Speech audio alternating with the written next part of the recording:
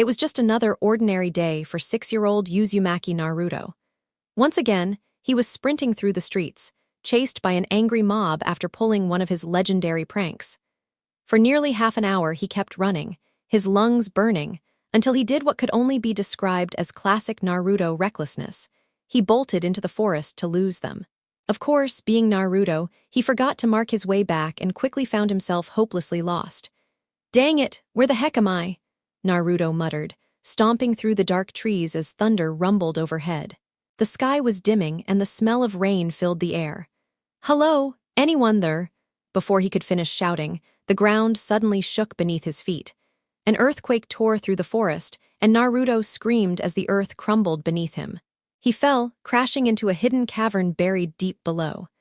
Hours later, Naruto groaned as he woke up in near pitch-black darkness.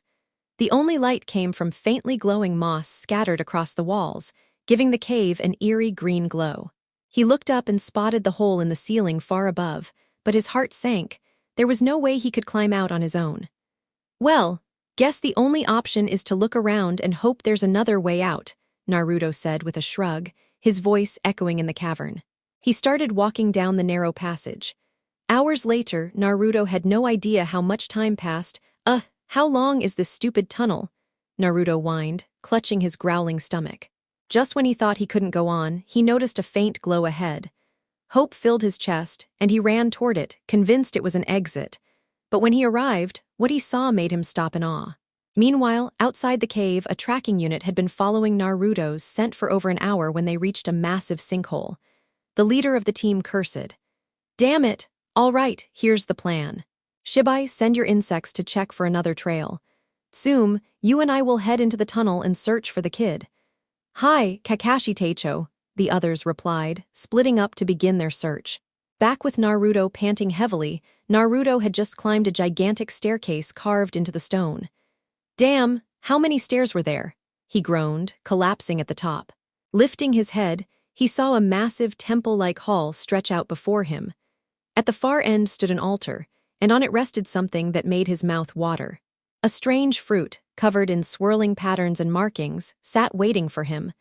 Without hesitation, Naruto rushed toward it. The altar was only 4 feet high, so climbing it was easy. His small hands reached for the fruit, and back with Kakashi and Tsume the 2 trackers sprinted through the tunnels until they came upon the same enormous staircase. "You've got to be kidding me," Tsume groaned, glaring at the endless steps. "Indeed," Kakashi muttered, a vein pulsing on his forehead. Before they could complain further, a scream echoed from the top. Back with Naruto, Naruto gagged as he forced himself to chew the fruit. The taste was horrible, bitter and revolting, and his first bite made him yell in disgust. But hunger won over, and in the end, he devoured the whole thing. Slumping down beside the altar, he let out a long sigh. His mind drifted to the loneliness of his life, the glares, the whispers, the hatred from nearly everyone in the village. "At least I found something to eat. Maybe I'll just rest for a bit before trying to climb back out. Not like I'll make it, but at least I can say I tried." With that thought, Naruto closed his eyes and drifted into a deep sleep. 10 minutes later, in the temple, Kakashi and Tsume finally reached the top of the staircase. Kakashi's eyes widened as he spotted Naruto asleep on the altar. "Oh no, this looks bad. I've read about something like this before," he muttered. Tsume raised a brow. "What do you mean?" Pulling out a small book, Kakashi answered seriously, "Naruto's being used as a sacrifice to summon." "Summon what?" Tsume asked, frowning. Kakashi's expression darkened. "Large-breasted alien women," he declared, shoving the open page in front of her. Before Tsume could even respond, Kakashi was suddenly flung down the stairs, plastered with explosive tags. "Oh crap!" Boom. 1 week later, when Naruto finally opened his eyes, he noticed the surface beneath him was soft, almost too soft, and the walls around him gleamed white. It didn't take him long to realize where he was, the hospital. "What happened?" Naruto mumbled, speaking out loud just in case someone was nearby. Not even 5 seconds passed before a familiar voice answered, "Naruto, are you all right?" Naruto's eyes widened. He knew that voice instantly. It was the Sandaime. "Old man, you're here," Naruto cried, tears welling up. For a moment, he'd believed he wouldn't make it out of that cave alive. The Hokage gently pressed Naruto back down onto the bed before asking, Tell me, Naruto-kun, what exactly happened? Taking a shaky breath, Naruto recounted everything: the chase through the forest, the earthquake that swallowed the ground beneath him, the strange cavern, and the climb up what felt like an endless staircase. He explained how he discovered the hidden temple and how he had eaten that strange fruit. As the boy spoke, the Hokage noticed someone hobbling into the room. Kakashi, leaning on crutches, took a seat with a quiet sigh. "Yes, Kakashi," the Hokage asked. "I only came to check on Naruto-kun. I wanted to see if he's recovering." While the adults talked, Naruto suddenly felt a wave of heat wash over him. Not the confident, fiery kind, but the sickening kind. Sweat dripped from his forehead as if he were trapped in the deserts of Suno wearing a winter coat. Both the Hokage and Kakashi noticed and rushed toward him. Suddenly, a crimson flash consumed the room, and inside Naruto's mind Naruto blinked as he found himself standing ankle-deep in water. His head pounded. Looking around, he realized the place looked like some sort of sewer. Even stranger, the Hokage and Kakashi were there too. "What the? Where are we?" Kakashi muttered, finally pushing himself upright. For several minutes, the three wandered aimlessly through the endless tunnels, searching for a way out. Then Naruto froze. He could feel it, something calling to him, drawing him closer. Without thinking, his small legs carried him deeper into the darkness. "Naruto," the Sandame's voice echoed as he and Kakashi hurried after the boy. After several frantic minutes, they arrived before an enormous gate. Both adults tensed immediately, a deep instinctive fear crawling up their spines. Behind the bars, two massive crimson eyes stared back at them. "So, you've arrived," a voice thundered from within the cage. Stepping forward, the monstrous form of the Kyuubi no Yoko emerged, its presence suffocating. The beast's gaze locked onto Naruto. "Boy," the fox rumbled, "I have an offer for you." 1 week later, far from Konoha, Naruto now trudged up a steep mountainside, sweat on his brow. This was part of the training the Kyuubi had demanded. Despite his exhaustion, a storm of emotions boiled within him: anger, sadness, and determination. "Damn it," Naruto muttered under his breath. "If I'd known this would happen, I never would have agreed to that deal." He clenched his fists, glaring up at the path ahead. "Though this is your fault too. It would have happened regardless, brat," the Kyuubi's voice rumbled in his head. "They were always waiting for an excuse to turn against you. Now quit whining, it's time for training." Naruto smirked faintly despite himself. "Yes, sir, furball, sir." The Kyuubi instantly roared in protest, lecturing about respect, but Naruto's mind drifted back to the moment everything had changed. Flashback, what the hell is going on? Naruto shouted at the fox towering behind the bars. The Kyuubi's laughter boomed through the sewer. "You mean you don't know? This is your mind, Kit." Naruto's eye twitched. "My what?" Before he could continue, the Hokage smacked the back of his head. "Ow, what was that for?" Naruto complained. The Sandame pointed sternly. "That's for letting your thoughts wander into nonsense. Straighten up or I'll ban ramen from Konoha." "No, please, anything but that," Naruto begged dramatically, while the others' sweat dropped. Ignoring the exchange, the Kyuubi leaned forward. "Enough games, let's talk. 6 years ago, I was sealed inside you. That's why the villagers glare, why they whisper, you carry me within you." Naruto's breath caught. He turned toward the Hokage, eyes wet. "Is that true?" The Hokage's face fell. He slowly knelt before the boy. "Yes, it's true. I'm so sorry, Naruto." The boy's heart twisted. At last, he understood why he was treated like an outcast. But to see the man he admired most, the strongest man he knew, lowering his head and apologizing left him torn between anger and sorrow. Before the moment could linger, the Kyuubi's deep voice cut through. "Touching, but save the tears for later. I didn't bring you here for pity. I brought you here to strike a bargain." The Hokage quickly stepped in front of Naruto, his eyes sharp. "I won't let you lay a finger on him, monster." The Kyuubi stared at the aging Hokage for several long seconds before bursting out in deep, rumbling laughter. "When," the beast growled, amusement dripping from every word, "did I ever say I wished to hurt the brat? No, what I said was that I wanted to strike a deal with him."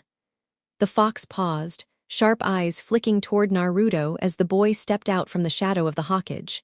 "This bargain," Kyuubi continued with a sly grin, "will serve you well, kid, and one day, even your future children." Naruto tilted his head in confusion, but Kakashi, already tense, moved closer to the Hokage. "What do you mean?" Kakashi asked carefully, keeping his visible eye locked on the beast.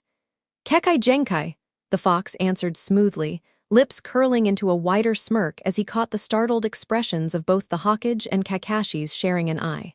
A what? Naruto stammered, glancing at the two adults before returning his gaze to the fox. It's a bloodline trait, Kakashi explained, tone serious. A unique ability passed through certain clans. Something only those of the same bloodline can use. Correct, Kyuubi purred.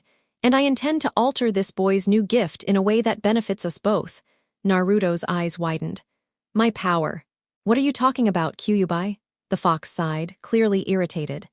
The fruit, Kit. The fruit you devoured in that temple buried beneath the earth. By eating it, you awakened a force reserved only for gods. His laughter shook the air. Naruto's eyes sparkled with wonder, while both the Hokage and Kakashi stared in raw disbelief. What kind of power? Naruto asked eagerly. Both adults leaned forward, scrutinizing the beast for any hint of deceit. If memory serves, it was the essence of lightning itself, Kyuubi said matter-of-factly. The revelation left Kakashi frowning. But lightning chakra is already common. Plenty of shinobi use it. Is his bloodline just a stronger affinity, or... The fox cut him off with another dark laugh. You'll see soon enough, he teased. Then, with a flick of his tails, he unleashed a wave of chakra that coalesced into something so unexpected the Hokage went pale.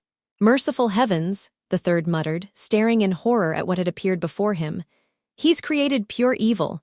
It was a towering mountain of paperwork. Naruto blinked. Kakashi's sweat dropped. The fox grinned. Anyway, brat, Kyuubi said, turning to Naruto, I need you to fill out this form. A paper fluttered through the air into Naruto's hands. Then, with a wicked chuckle, the beast glanced at the Hokage. And you, old man, you'll be completing the rest. After all, you are his guardian. Curse you, Kyuubi, the third wailed, and everyone else could only sweat drop as the fox howled with laughter. Naruto held up the paper, puzzled. Is this really necessary? Not even slightly, Kyuubi admitted with a toothy grin. But enough fun. Here's the actual deal, boy. I'll help you gain strength and respect. In return, I want a taste of freedom. The Hokage immediately stiffened. Absolutely not. Naruto, you must never free him, no matter what he promises. When, the fox interjected smoothly, did I say I wanted to be freed? No, what I desire is far simpler. Allow me to modify this dreary mindscape, and grant me the ability to speak with you directly through a mental link. That seems reasonable, Naruto said without hesitation. I also demand one more thing, Kyuubi added with mock severity. Cut down on the ramen. Naruto's eyes blazed with outrage as he jabbed a finger at the cage. You monster, do you have any idea what it's like? The fox barked back. To endure ramen rain every single day. Naruto crossed his arms stubbornly. Sounds like paradise to me. Everyone else sweat dropped again. So, Kyuubi rumbled, do we have a deal? Naruto thought for a moment, then picked up the paper. A pen appeared out of nowhere, an act he found strangely cool, and he scribbled his name with a sigh. Deal. But why bother changing this mindscape anyway? The fox twitched, vein throbbing on his forehead. Kid, imagine locking yourself in a foul-smelling sewer, sitting behind bars, staring at the same wall for 6 years. Then tell me if you'd want a change of scenery. The boy and the beast locked eyes for 30 seconds. Finally, Kyuubi groaned. You know what, you're hopeless. We'll revisit this when you're older. In a flash of crimson light, the three of them found themselves back inside the hospital. 30 minutes later, damn it! Naruto screamed as he sprinted through the streets, narrowly avoiding a kunai. Why me? He thought desperately, ducking behind a corner. Then the memory came rushing back and he grimaced. Oh yeah, this is all Kyuubi's fault. Flashback, 25 minutes earlier. Did that even make sense? Naruto sat in his room with Kakashi and the Sandaime, the three of them discussing the strange revelations the Kyuubi had shared. Their quiet talk didn't last long.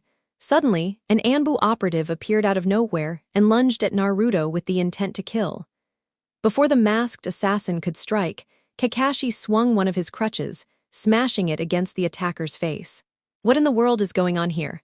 The Hokage roared, his voice sharp with anger. A second Anbu appeared almost immediately, kneeling before the Hokage.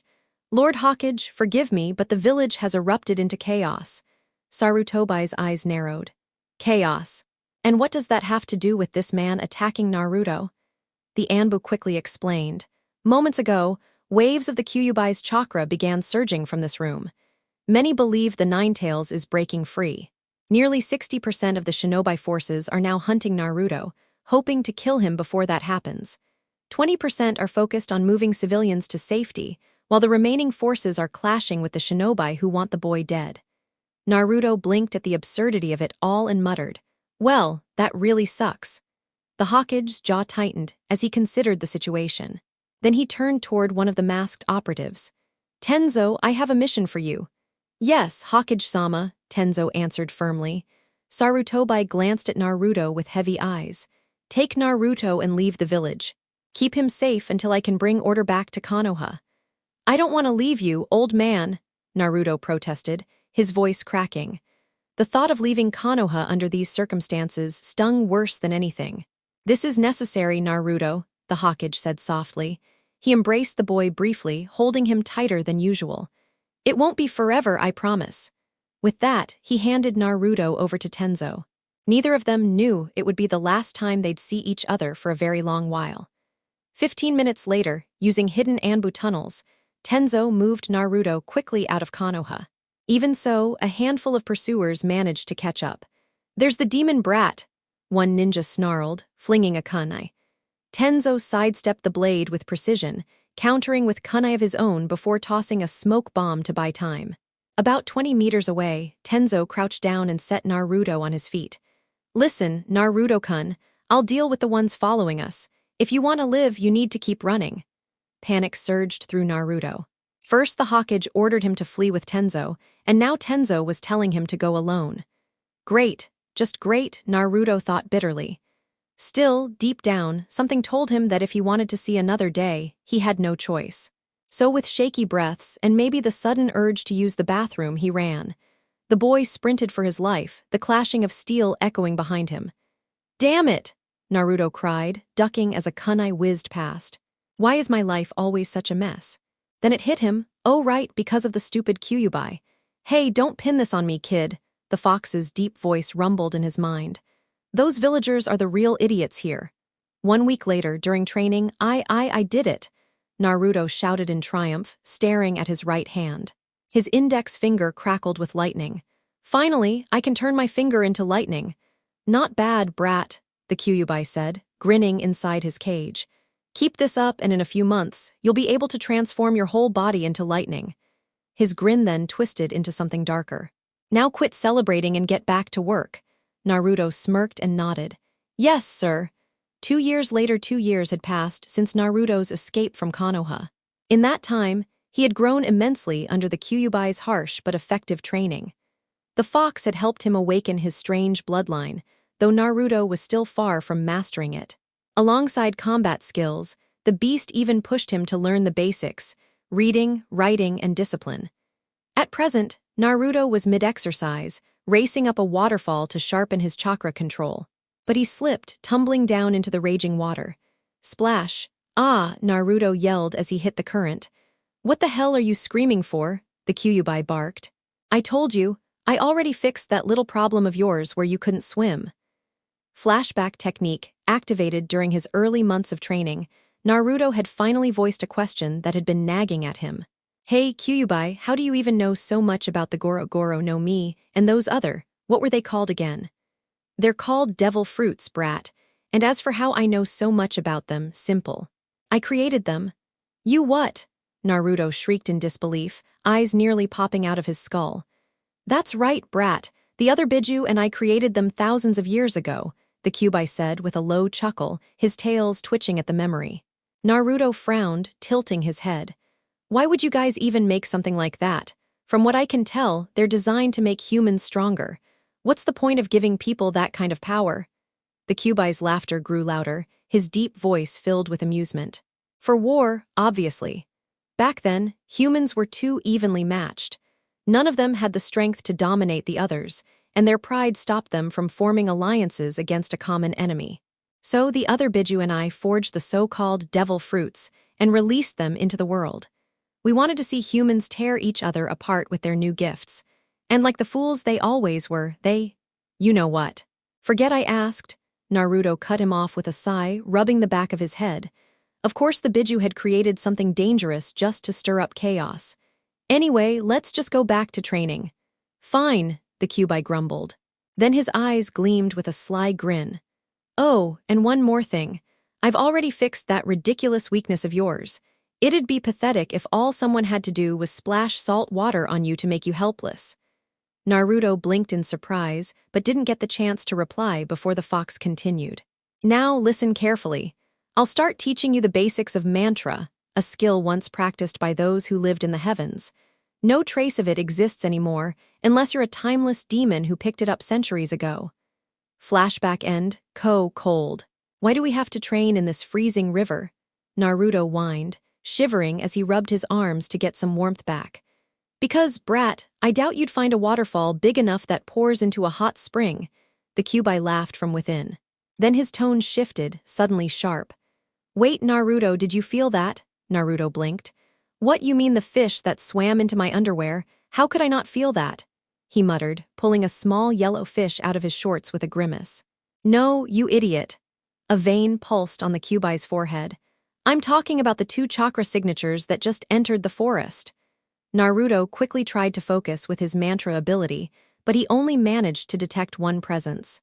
He clenched his fists in frustration. I still need more training. With a sigh, he set off toward the disturbance. This wasn't just any woodland, it was the infamous Misty Forest. At the forest's edge, 2 shinobi from Kumigakure sprinted through the thick trees. One was a tall man, the other a young girl no older than 12.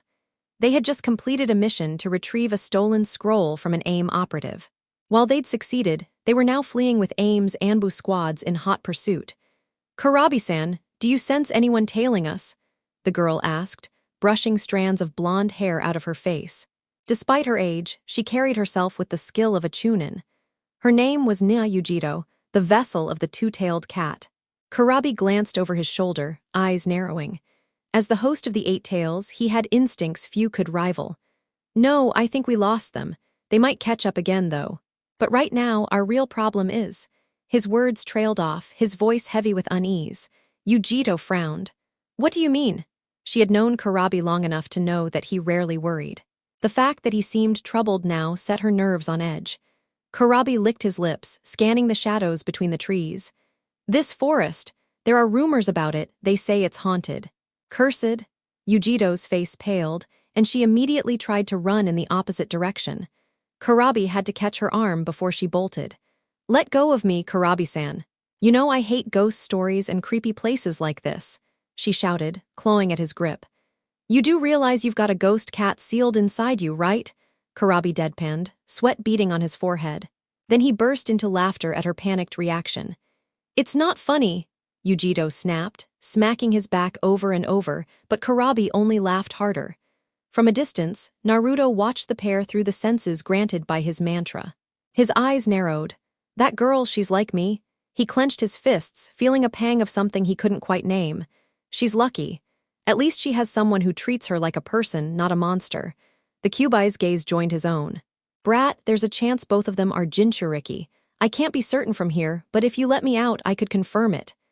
Nice try, Kyuubi. Better luck next time, Naruto said with a faint grin tugging at his lips. His eyes flicked toward the 2 shinobi setting up camp nearby. So, what do you think I should do with them? Should I let them go on, or let them be swallowed by the curse of this forest you love so much? The Kyuubi's lips curled into a sly smirk. Why not play with them a little? Later that night, at Yujiro and Kurabi's campsite, a thin fog crept into their camp, almost unnoticeable at first. But over time it grew denser, until the trees themselves seemed swallowed by the haze. What the hell is happening? Yujiro shouted, trying to locate Kurabi through the mist. Before she could find him, a soft noise echoed. Then came a voice. It was the voice of a child, but there was something off about it. Won't you come out and play with me? The voice chimed in a sing-song tone. Cold and unnatural, it sent shivers down Yujiro's spine. She quickly drew a kunai, every nerve on edge. Forming the ram seal, she muttered, Kai, but nothing changed. The fog stayed heavy and the voice laughed, a chilling, hollow laugh. Again, the same words. Won't you come out and play with me? This time, the voice was right behind her. Yujito spun around in alarm. Meanwhile, Karabi wasn't faring much better. He had left to fetch water and was returning with filled canteens when the mist caught his eye. "Damn it," he cursed, immediately attempting to dispel the illusion. But the genjutsu clung stubbornly. Before the fog could overwhelm him, he called on the Hachibi's strength, blasting it away. Relief crossed his face as the haze dissolved. Yujito won't be so lucky. She's not in full control of the Nibai yet, he thought, hurrying back. When he reached the camp, the sight that greeted him was unexpected. Yujito knelt on the ground, clearly trapped in a genjutsu. Drool dribbled from her mouth, making the scene oddly comical. But what truly caught his attention was the small blonde boy leaning against her shoulder, asleep. The boy's clothes were ragged, nearly falling apart, as though they were all he owned. His spiky blonde hair fell past his shoulders in messy strands, 2 bangs framing his face. Despite his strength being apparent even at a glance, his cheeks still carried the softness of youth. He couldn't have been older than 9. Karabi frowned, debating. Should he wake them both, or let them rest and figure it out later? A mischievous grin spread across his face as a playful idea formed. At the edge of the forest, 3 squads of AIM ANBU tracked the Kumo shinobi. Their mission was clear: retrieve the scroll by any means necessary. Just as they prepared to enter the mist, a bone-rattling scream rang out. "Cold!" Karabi burst out laughing as Yujito and the boy flailed on the ground, shivering violently and bumping into each other. When they collided headfirst, he nearly doubled over in amusement. Finally, he yelled, "All right, enough. Someone tell me what the hell's happening." I rush back thinking Yujito-chan's in danger, and I find her sleeping with some random kid. He chuckled as both clutched their aching heads. Tears welled in Yujito's eyes as she stammered. "Karabi-san, I was so scared. There was this creepy girl's voice. It wouldn't stop chasing me." Her words faltered when laughter echoed again. At first she froze, thinking it was the same haunting voice. But then she noticed it was deeper. Turning, she finally saw the blonde boy. Her eyes narrowed. "Who are you, and what's so funny?" Naruto straightened, still grinning faintly. "Didn't mean to scare you, but in this forest, tricks like that are one of the few ways to keep myself entertained." His smile faded abruptly. He felt it, the killing intent of AIM ANBU closing in fast. He glanced at the 2 Kumo shinobi. "Follow me. Those AIM dogs have entered my forest." Yujito frowned, clearly thinking he was insane. "And how exactly would you know that?" Before she could finish, Karabi shoved her aside as a volley of senbon whistled past. Straightening, Karabi growled, "We need to move, now." But when he turned toward Naruto's spot, the boy was gone. Only Yujito remained at his side. "Where the hell did that kid vanish to?" Karabi thought grimly, before slashing down an AIM ninja with a swift kunai strike to the neck. Sensing the arrival of reinforcements, Karabi hoisted Yujito over his shoulder and sprinted away, his movements boosted by the Hachibi's chakra. Not far from there, about half a mile away, Naruto perched lazily on the branch of a tall tree. His sharp eyes tracked the Kumo pair as they tried to evade a squad of AIM operatives. Just as he leaned back, a sudden gleam caught his attention, kunai and shuriken flying toward him. He flipped off the branch in a smooth backflip, landing lightly on the forest floor. 3 AIM ninjas stepped into view. Each wore the standard Anbu uniform, but what made them stand out were the bundles strapped to their backs, 7 umbrellas apiece. Naruto gave them a bright grin. "So, what can I do for the 3 of you?" The leader offered no answer, only a cold look before hurling his umbrella skyward. His 2 comrades followed suit, releasing theirs in a practiced motion. 21 umbrellas hovered ominously above. "Nothing personal, brat," the leader said, his voice flat. The 3 formed hand signs in perfect sync and spoke as one. "Joro senbon." In an instant, the sky rained a storm of glittering senbon, thousands of needles descending toward Naruto like a deadly monsoon. Yet the blonde simply kept his grin, unbothered. "I see, you've chosen death," he muttered just as the needles tore into his body. 15 minutes later, Karabi and Yujito found themselves cornered. After evading pursuit for some time, they had been driven straight into a trap. A small clearing filled with more than 20 AIM shinobi lying in wait. Though the 2 Jinchuriki fought valiantly, cutting down 9 attackers, exhaustion weighed heavy on them.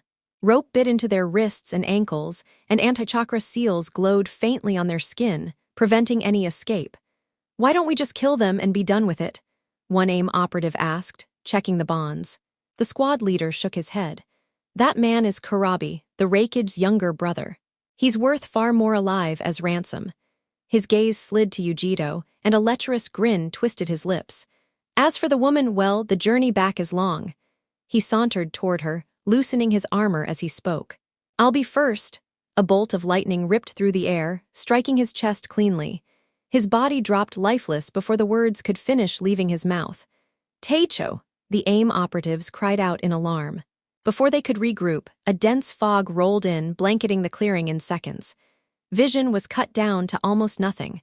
Then came the voice. Won't you come out and play with me? The words were eerie, childish, like a girl no older than 9 whispering through the mist. It echoed and grew louder, multiplied until the forest was alive with her laughter. Nervous sweat broke across several brows. What the hell is going on? One AIM shinobi shouted, panic edging his tone. The laughter stopped suddenly. A scream rang out instead as one ninja's body convulsed, wrapped in searing bolts of lightning. His final cry was cut short, leaving only the smell of burnt flesh. The survivors turned toward the sound, but the fog obscured everything beyond 2 steps. Strange metallic noises reverberated through the mist, grating like steel grinding against steel. One operative, trying to remain calm, poured all of his chakra into a wind release.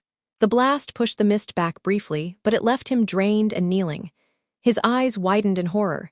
8 more comrades lay collapsed, suffocated. Their breathing masks had melted into their skin, sealing their mouths and noses shut. Their faces had turned a pale, lifeless blue. And the Kumo prisoners, gone without a trace.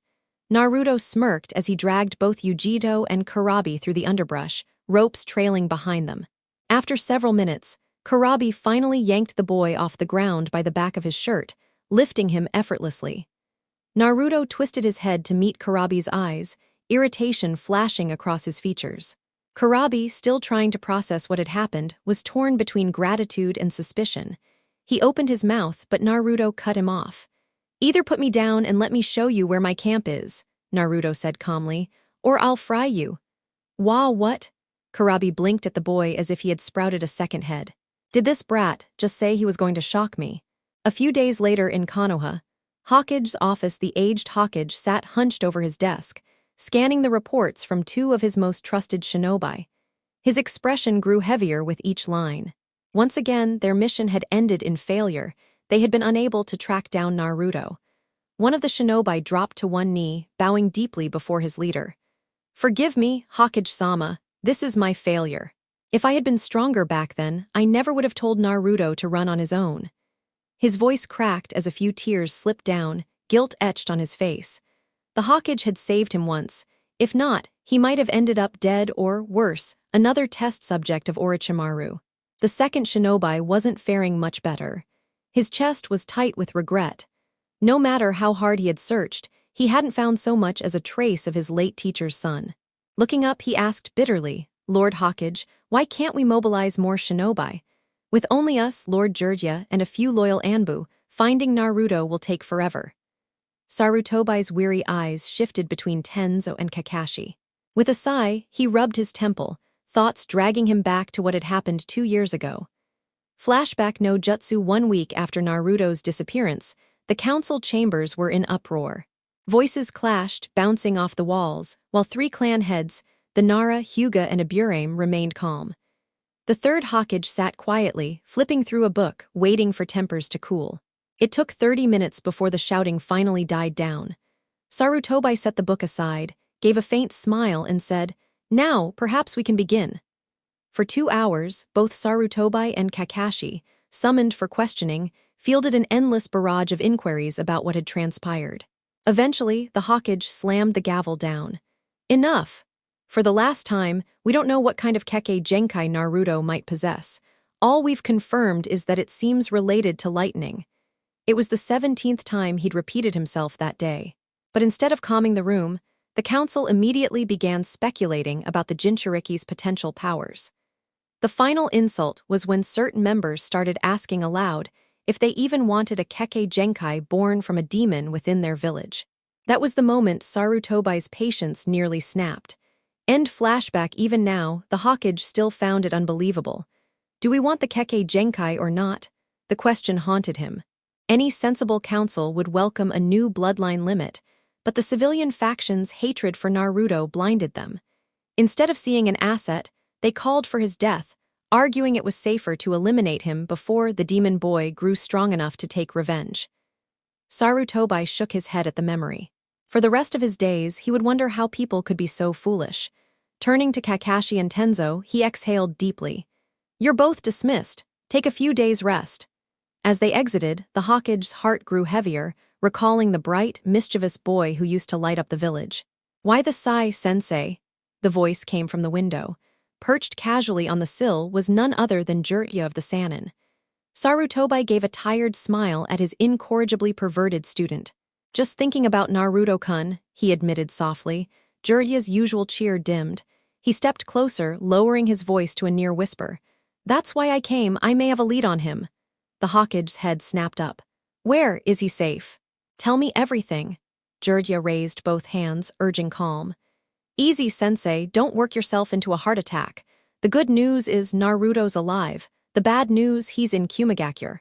And he's taken in as the Raikage's apprentice." "Wait for it," Jiraiya braced himself. "He-WHAT." The roar shook the tower so violently, it was said the cry echoed all the way to Nami no Kuni. Within moments, shinobi came rushing in, weapons drawn, convinced the Hokage was under attack. Meanwhile in Kumo, Naruto's new room at the Raikage's estate a few weeks after saving Yujito and Kurabi in the Misty Forest, Naruto sat in his new quarters, still struggling to believe his fortune. At first, he had simply intervened, because he couldn't stomach the sight of that eerie aim shinobi tormenting a girl. Then he'd guided the Kumo ninja out of the Misty Forest's deadly illusion, a feat thought impossible once trapped. What came next had shocked him more than anything. They offered him a home in Kumigakure, a chance to train as a shinobi, a chance, maybe, to finally make real friends. Naruto had always craved companionship. Training alone in the forest, mastering jutsu and testing his strange abilities was exciting, but it could never match the warmth of being around people who treated him like he mattered. Just having someone to talk to, or simply stand beside, meant everything. Now, gazing out of the window of his new home in the Cloud Village, Naruto reflected on what he had left behind. There were people he missed in Konoha. Well, only the Hokage if he was being honest. Nobody else had ever truly tried to know him, not when they all whispered "demon," because of the Kyuubi sealed inside him. That was why he didn't regret turning his back on the leaf and choosing Kumo instead. Here, people didn't reduce him to the beast inside. Sure, it wasn't easy at first when he revealed his burden, but they didn't hate him for it. After all, the village already had 2 Jinchuriki. What was one more? If anything, the fact that he also carried a unique Kekkei Genkai made them more willing to welcome him. Every shinobi village prized Kekkei Genkai, and Kumo was no exception. Still, nothing shocked him more than his first encounter with the Raikage. Naruto hadn't expected the man to be the older brother of Killer Bee himself, nor had he anticipated meeting someone who looked like he was carved from stone, towering and powerful, his frame all muscle and presence. Though his hair had begun to gray, his aura carried both strength and authority. Naruto quickly realized the Raikage's reputation was true, cold and serious when it came to duty, but deeply protective of Jinchuriki, thanks to his bond with his brother. Naruto couldn't help but grin whenever he recalled that meeting, and the bold words he had shouted without thinking. Flashback: Yujito and Killer Bee had been the ones to lead Naruto to the village, and along the way, they had grown close. They spoke of Kumigakure, of their struggles and triumphs, of the years they spent earning their place in the village. In return, Naruto had shared pieces of his past, his loneliness, and the truth of where he came from. Yujito and Bee had been furious when they realized Konoha had abandoned him, forcing him to flee or die. "So let me get this straight," the Raikage said after hearing Naruto's story, his sharp eyes fixed on the boy. "You want to become a shinobi of Kumo, even though you're originally from Konoha?" Naruto swallowed, suddenly uneasy under the weight of that gaze. "Why, yeah, is that a problem?" Then, unexpectedly, the Raikage burst into booming laughter. "Why would I be angry? True, the leaf and cloud aren't exactly on the friendliest terms, but what does that matter to a boy they cast aside years ago? You've got talent, a keke genkai no less. As they say, one village's loss is another's gain. End of flashback, Naruto's lips tugged into a smile as the memory replayed in his head. That conversation had ended with him blurting out that he would one day become the next Raikage. The sheer audacity of it made the Raikage laugh until his chest shook, which had infuriated Naruto at the time. But then came the surprise of his life. The Raikage had agreed to train him personally. That moment had changed everything. The boy who had been ignored, mocked, and despised in Konoha was suddenly standing as the student of a Kage himself. It was a dream Naruto hadn't even known he could have. Of course, the training was brutal. The Raikage didn't hold back, and Naruto quickly learned that surviving his lessons was harder than fighting the Kyuubi's chakra. Sometimes he wondered if the Raikage enjoyed pushing him past the breaking point. Even the fox mocked him for it. Life in Kumo hadn't been simple either. While some villagers were cautious of him at first because of his origins, Naruto was stunned when, after they discovered the truth about the Kyuubi, many actually began to respect him more. He couldn't make sense of it. "I destroyed Konoha once, brat," the Kyuubi grumbled inside his head. "Huh, did you say something, Kyuubi-sensei?" Naruto asked aloud, tilting his head. The fox gave an exasperated sigh. "Forget it, get some rest. You've got another round of hell training tomorrow." "Yes, sir," Naruto chirped, pulling on the silk pajamas Yujito had gifted him after he saved her life during a mission. Lying on his bed, he stared at the ceiling and chuckled to himself. "Heh, my life's actually not so bad." Moments later, he drifted into sleep. 4 years later, Raikage's office, the Raikage leaned back in his chair, enjoying a rare, quiet afternoon. The skies were clear, the sun was bright, nothing seemed like it could go wrong. Then came the explosion. Boom, screams rang through the village. "What the hell? AHHH? Somebody stop him." The Raikage pinched the bridge of his nose and groaned.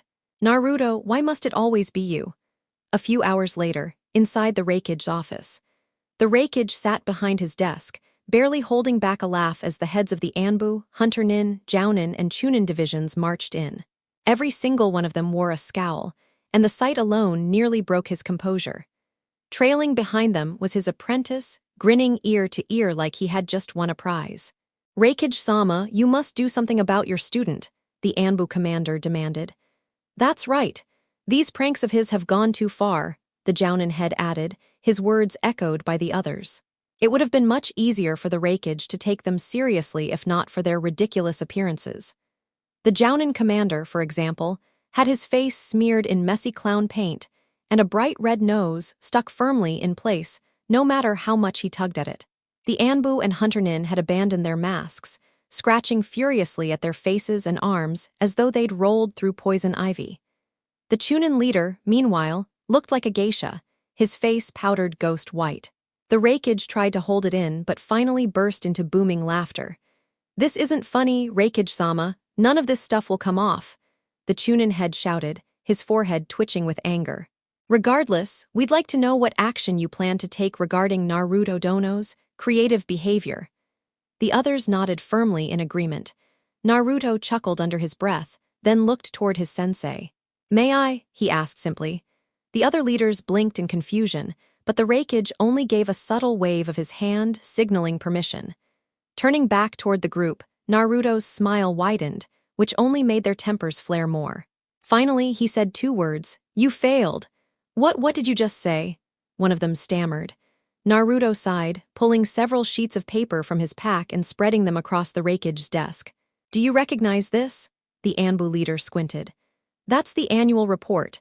It details how many shinobi were lost last year, the causes of their deaths, and who they were killed by, but what does that have to do with your pranks?"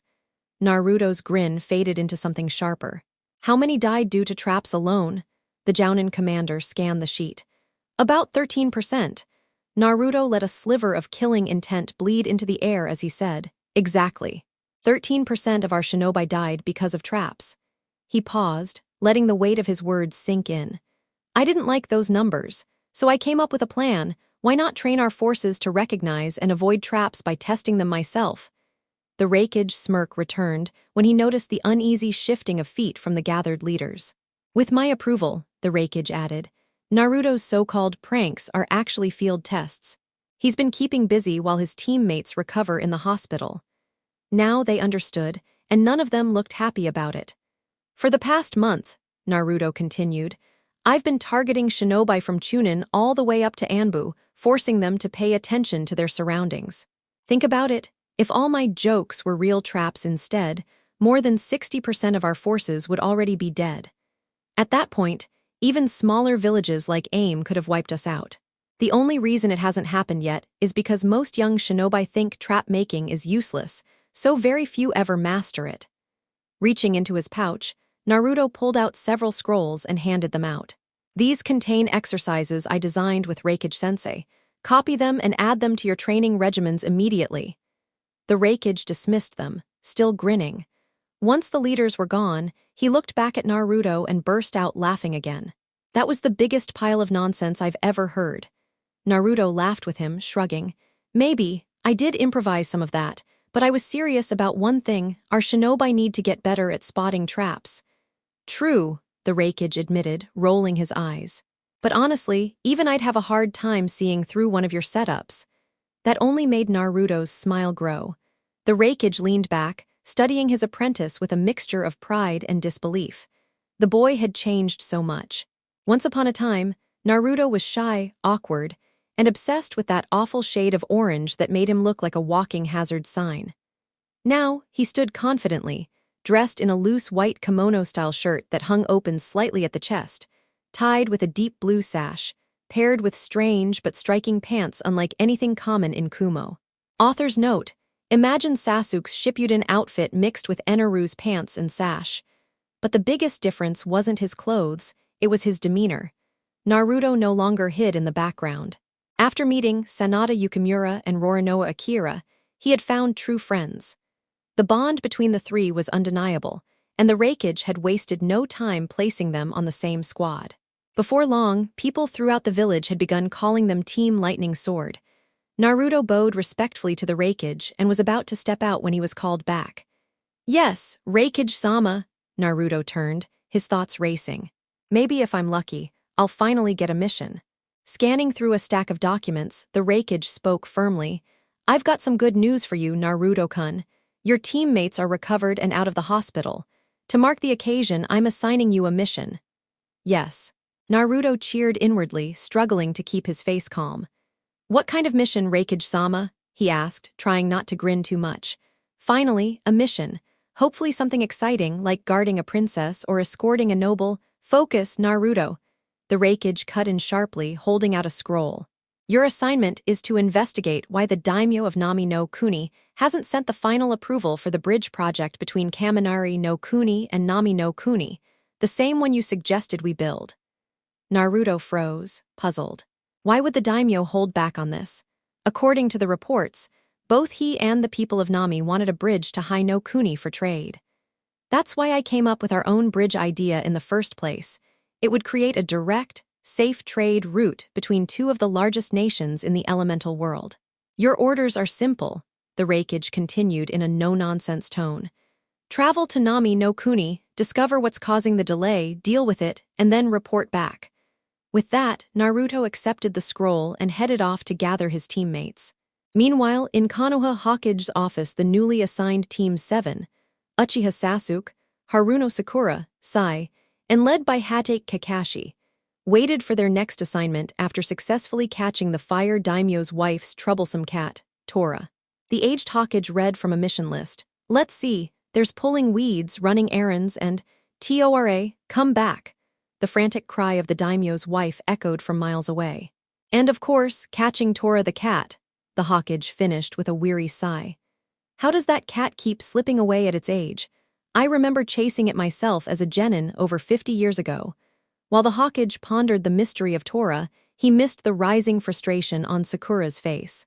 No more chores, Hokage-sama. Please, can't we have something more challenging? She begged, hands clasped desperately. I agree with her, Sasuke said in his usual aloof voice. Sakura instantly lit up, only to deflate when he turned her date request down flat. Kakashi, reading his book lazily, sighed. Sakura, it's not up to you. The Hokage assigns the missions. I've got a fangirl, an emo, and whatever Sai is supposed to be. The Hokage rubbed his temples. I knew this day would come sooner or later. Maybe a joint mission will keep things balanced, but with who? As if on cue, Team 10 walked in. Inspiration struck the Hawkeye. Very well. I'll grant you a higher mission, a C-rank escort. Yes, Sakura cheered, punching the air. But it will be a joint assignment with Team 10, the Hawkeye added. What? Why them? Sakura snapped, glaring at Ino. Why do I have to work with Ino Pig? At the same moment, Ino thought, perfect.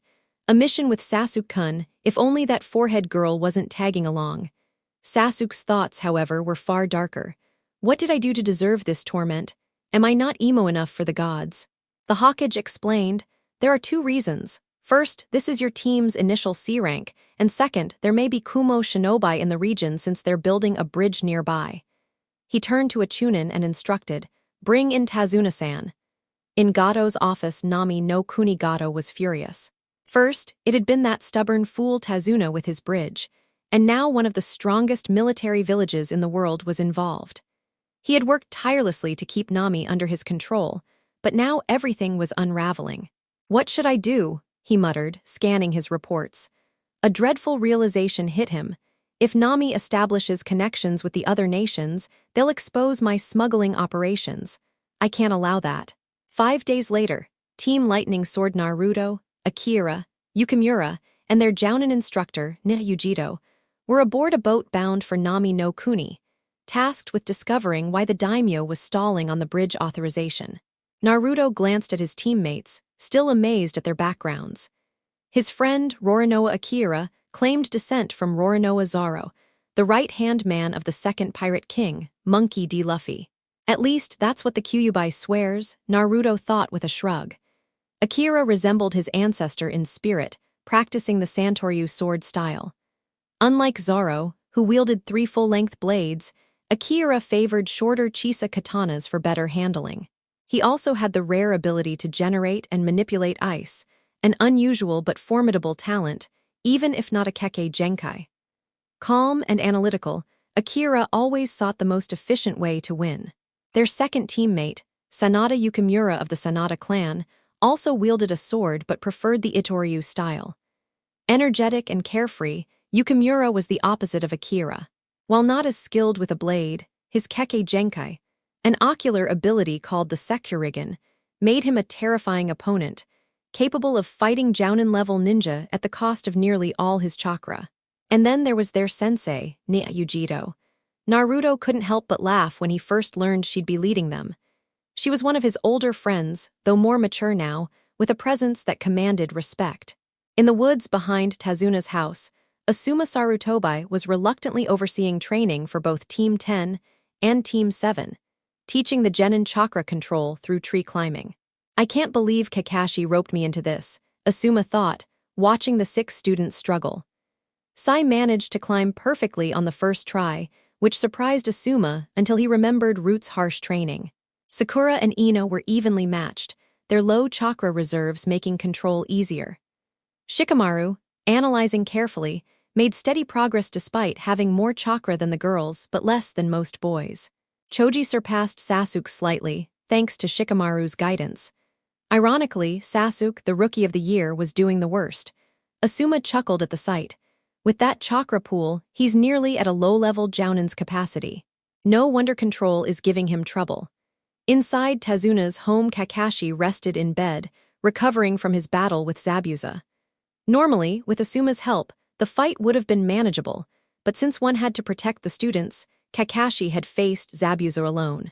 Though victorious, Zabuza was spirited away by a fake hunter nin. The only upside to being bedridden is pawning my team off on Asuma, Kakashi mused with a smirk, flipping a page in his book. Suddenly, a wave of dread washed over him. No, it can't be, his eyes widened in horror. A page is missing. NOOO. Back with the Konoha team's NOOO. What was that? Ino yelped at the inhuman scream. I don't know, but I never want to find out, Sakura muttered. The others nodded nervously. In Zabuza's hideout, NOOO. Zabuza-sama, what's wrong? Haku rushed into the room, only to find Zabuza clutching a book with tears in his eyes. Do I even want to know? Sniffling, Zabuza confessed, some pages they're missing. Do you want me to check Gato Dono's library for another copy? Haku asked, still bewildered. I didn't even know he liked reading. Kami, please don't let it be Ika. Zabuza sighed. Thanks, Haku. See if that short bastard has a copy of Macbeth. You read Shakespeare? Haku asked in disbelief. Yeah. Got a problem with that? Zabuza growled, hand twitching near his massive sword. Nope. Whatever you say, Zabuza-sama, Haku stammered, backing out of the room. Outside, he muttered, either that was the strangest thing I've ever seen, or I'll be struck by lightning in the next few days. Back with Naruto's team, Naruto shivered unexpectedly. Why do I get the feeling I'm about to fight some ice-wielding weirdo soon? Sure you are, the Kyuubi scoffed in his head. Just wait, Kyuubi, just wait.